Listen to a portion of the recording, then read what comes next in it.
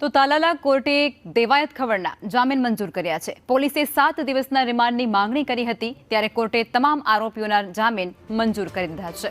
પક્ષ અને વિપક્ષની દલીલો સાંભળી અને કોર્ટનો નિર્ણય સામે આવ્યો છે, જેમાં 15,000ના જામીન પર તેમને મુક્ત કરવામાં આવ્યા છે। બહુચર્ચિત એવો કેસ જેમાં દેવાયત ખવડના કોર્ટે રિમાન્ડ નામંજૂર કર્યા છે અને તમામ આરોપીઓને જામીન આપી દેવામાં આવ્યા છે। તાલાલા પોલીસે 7 દિવસના રિમાન્ડની માંગ કરી હતી, જો કે કોર્ટે તેને નકારી કાઢી છે અને કોર્ટે જામીન મંજૂર કર્યા છે। સરકારી વકીલની જોરદાર દલીલ બાદ આ નિર્ણય કરાયો છે। નામદાર કોર્ટે તમામ રજૂઆતો સાંભળેલી, બંને પક્ષમાંથી પોલીસની રજૂઆત સાંભળેલી, પછી નામદાર કોર્ટે આખરી હુકમ જામીન મુક્ત કર્યો। જામીન મુક્ત કરેલ છે દેવાયતભાઈ અને એના સાથી અન્ય કોઈ આરોપી, તેમના જામીન મુક્ત થયેલા છે। તમામના નામ નીચે આવવા